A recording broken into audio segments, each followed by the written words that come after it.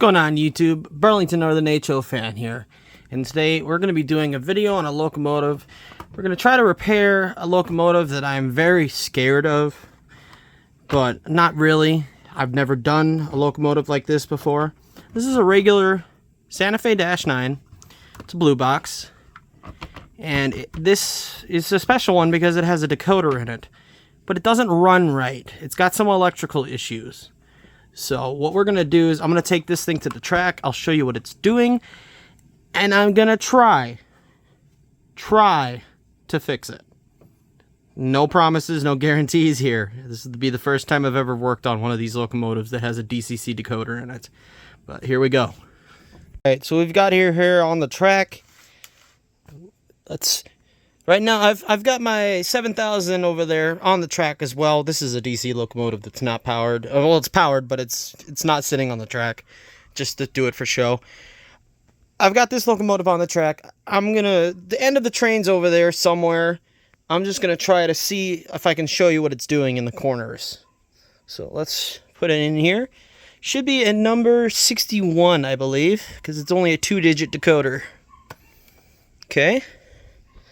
Let's turn the headlight on if we can. So it wants power. We'll turn it off. It should have a headlight. It does have a headlight. You just can't see it because the flash is on. There we go. There's its headlight. Okay. So the polarity is reversed on this, which I don't know. I'm not too concerned about that. What I am concerned about is this. So we get it powered up here.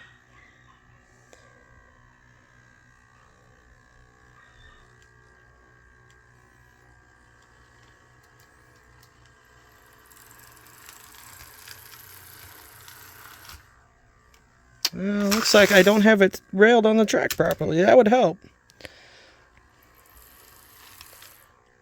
See, it's doing that. It's like it's shorting out.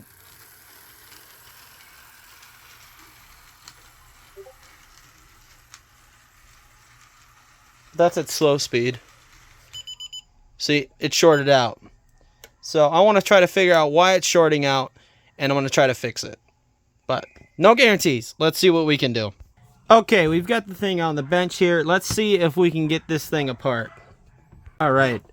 Sorry about that. Let's get this thing open. So, these guys, I believe it's like this, but the coupler boxes are probably going to have to come off. You can't see what I'm doing. These coupler boxes are probably going to have to come off first. So, let's do that. So, I need a flathead screwdriver. So let's get these guys apart.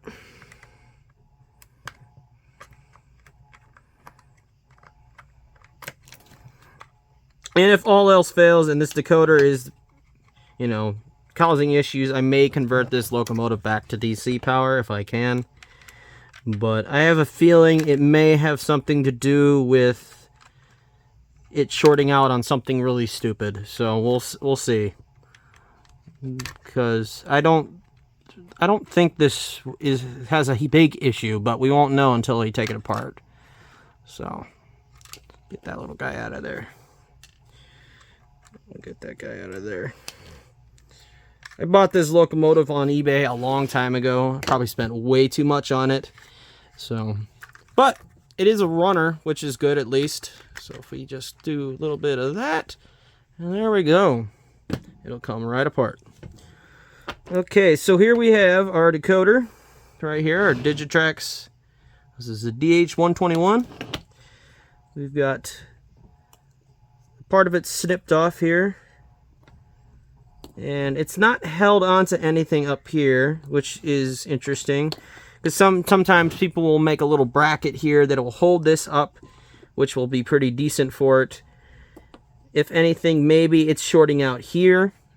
Sitting here and shorting out, it's possible, but let's see. So here's our light.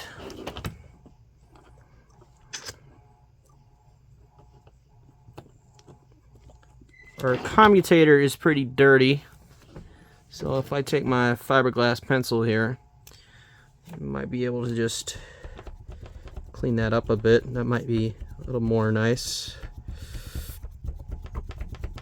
This locomotive did come with smaller flanges, or yes, it came with smaller flanges, and they did not work well for my track, since my track is an old power lock track. So I ended up putting the old regular steel Atheran wheels back on it.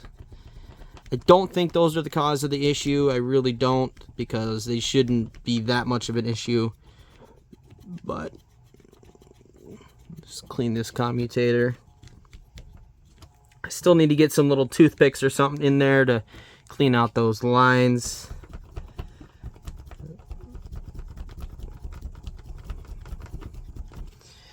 It looks pretty good so far. Okay.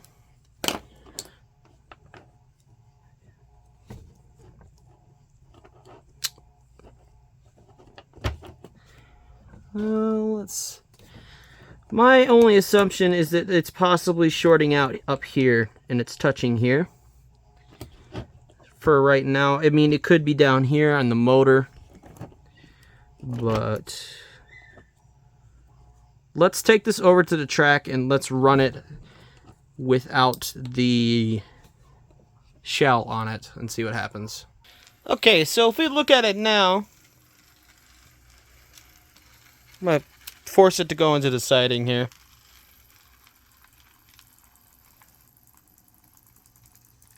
Now we see the light flickering because the track is not great.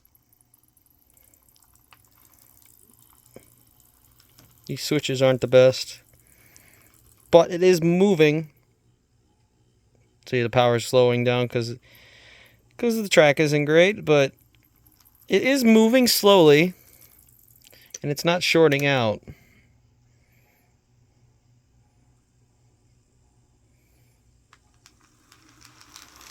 Which makes me think that it was shorting out on the shell somehow. Because you can see it's touching that thing back there and it's not having an issue. Give me a second to take 7,000 off over there and I'll move these cars and we'll do a full loop and see what it's doing. Alright, so I've got everything off the track. I've got 7,000 and 6935 in the siding. And we can see here that it's not really having any issues now.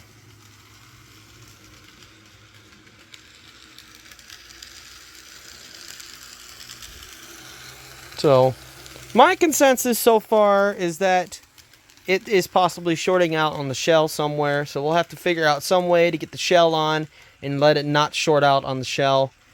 So I'm going to take it back to the workbench and we're going to try to put the shell back on it and see if we've changed anything.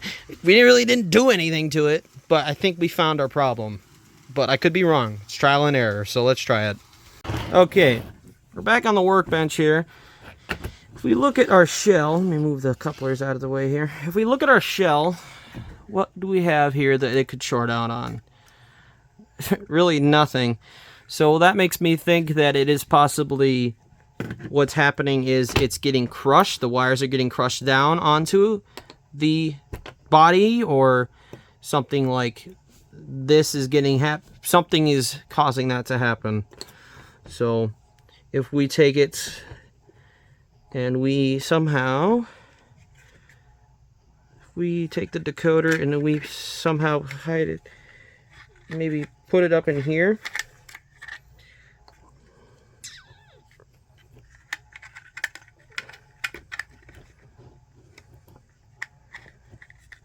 Maybe if we put the decoder up in there like this.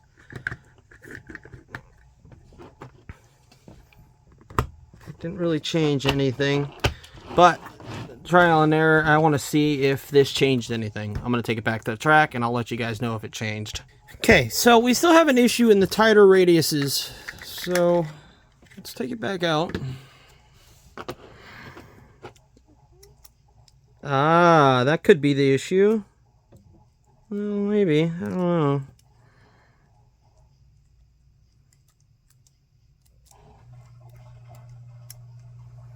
All I can think of is maybe that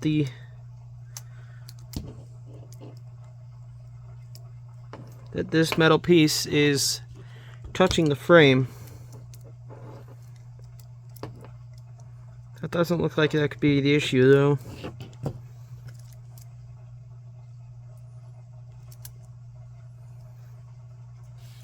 I'm gonna do some more thinking on this. Okay, so I did end up taking the motor out, and it is done correctly. They did tape underneath here so it doesn't short out on the bottom. But I still don't understand why it's shorting. The only thing I can think of is that these power connections are bumping up against this when they turn in the turns, and it's causing it to short. That's the only thing I can think of.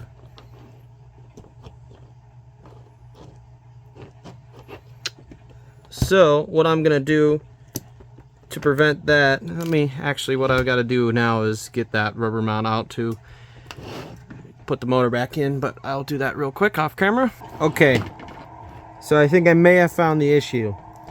So right here, when it turns, it might make contact right there. This metal piece could possibly make contact right there. So what I'm going to try to do is I'm going to take these trucks out, and I'm going to probably try to tape over this area.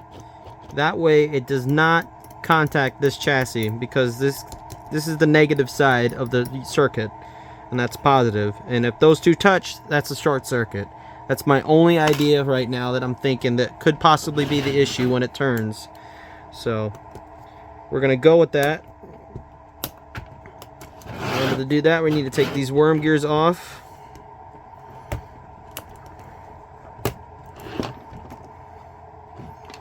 We're going to drop our trucks through.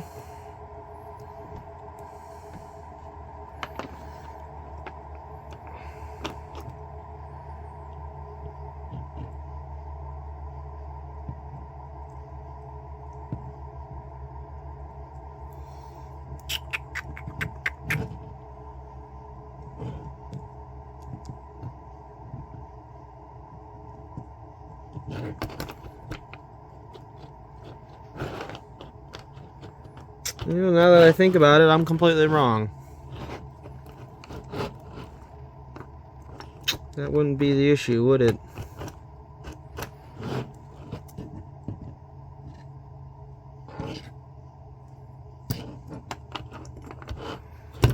Alright, give me 1 second. Okay, I have found the issue. So what I did is I ended up taking the worm gears off, put it on the track, and I let it run at notch 1. And what I did is I took it around the corners, nothing. But then I did this, and it short-circuited. So that area right here is the area that's the problem, right here. So what I'm gonna do is I'm gonna find something to shove in between these two, and then hopefully that'll fix the issue. But we could be still on a wild goose chase here, but I think that's our issue. So let me get something to block it with it. Alright, so I've got the two trucks out, and we're going to fix this issue. We're going to completely blow these trucks apart, and we're going to fix this issue.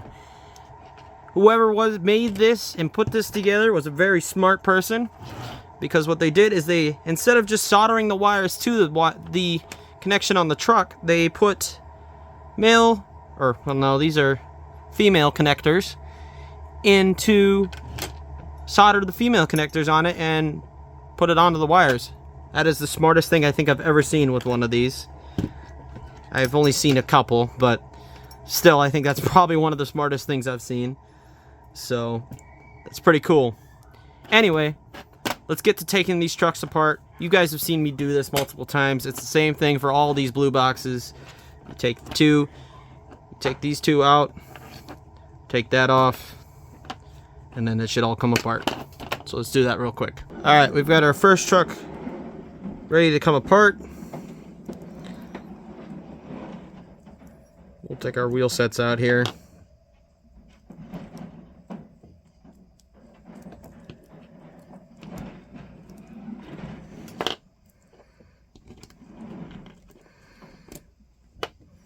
Okay, there we go.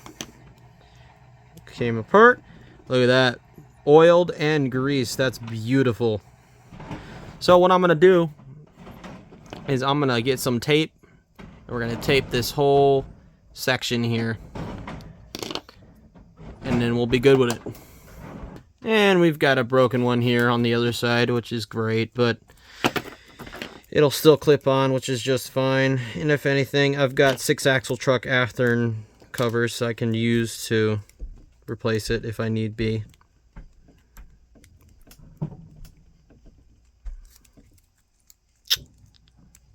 Keep going at it. And here we have more of the same.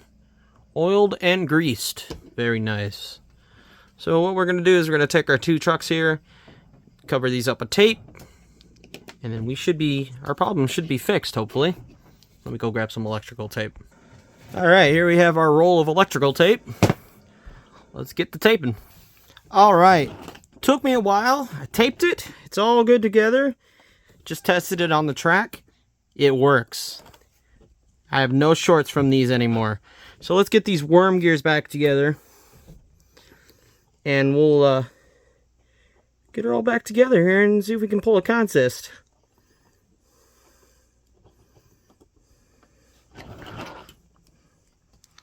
Trick I learned with these little square bearings is, especially on the wheels, is to just do that. Use something that you can kind of point at it with. And it'll, well, point. I mean, you know what I mean. Kind of pick at it with it. Instead of using your fingers, because, you know, unless you've got HO scale fingers, I don't think that'll work for you. So, there we go. Trucks are back together. Decoders, wires are back together. Let's put the shell on. Do the same thing. We're gonna shove our decoder in here real quick.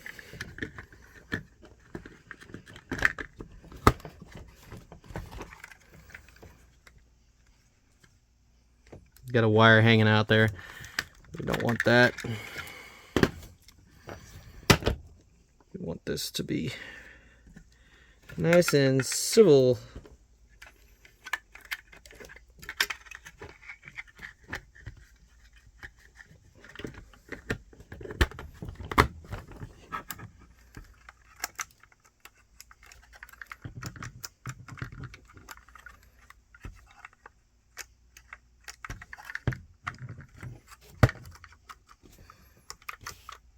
Something's going on up front and I don't like it.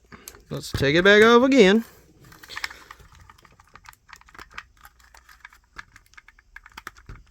Alright, I'm going to get this thing together properly and I'll see you guys on the track. Alright, got the damn thing back together. Let's go take it to the track. And there we go, ladies and gentlemen. We have fixed a DCC locomotive. My first DCC locomotive that I fixed.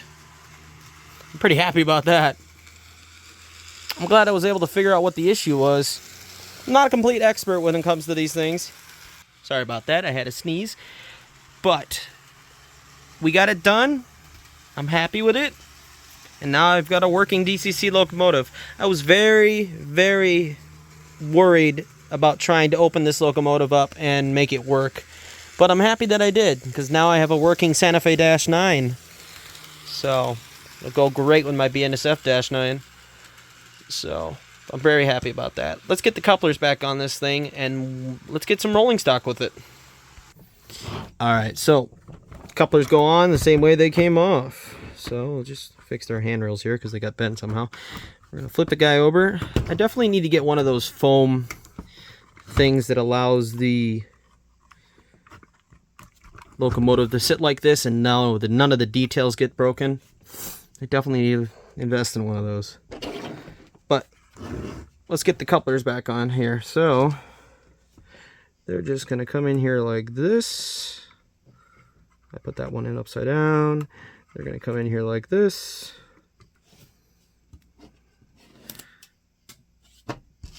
Really? Did that actually just happen? I just pinged one across the universe there.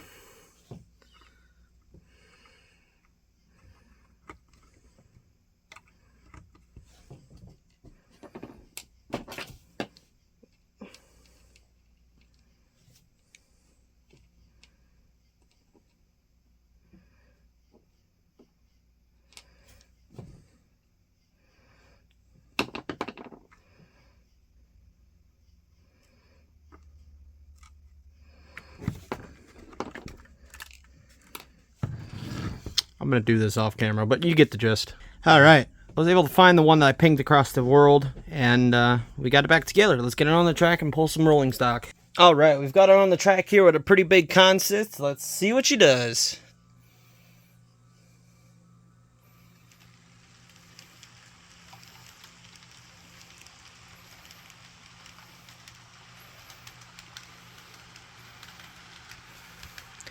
Seems like this decoder has a built-in momentum feature, which is pretty neat. So it's not a completely old decoder. I know it's an older decoder because it's only a 2-digit decoder, but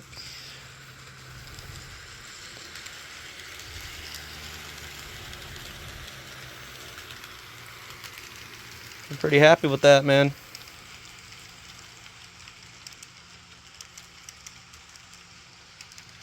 It runs pretty good.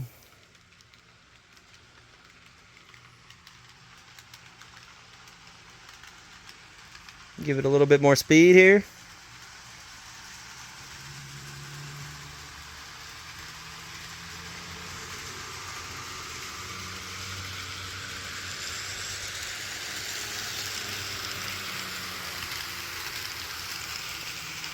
Pretty happy with that.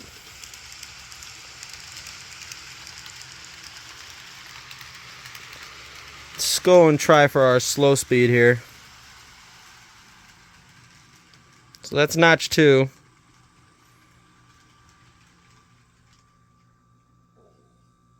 That's notch 1.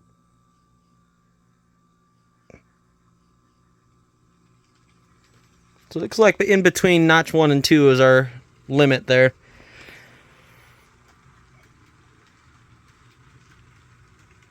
And it doesn't really look like it's cogging, which is cool.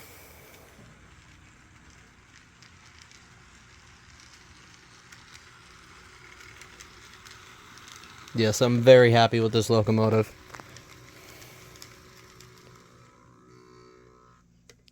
But yeah, I think it turned out pretty good. That's going to be the end of this video, guys. I hope you enjoyed it. Hope you guys were able to learn something with me. I definitely learned something, but I'm glad I was able to fix it, and we've got another DCC locomotive to run on our layout. So with that, I hope you guys enjoyed the video, and I'll see you guys in the next one. Take care. Peace.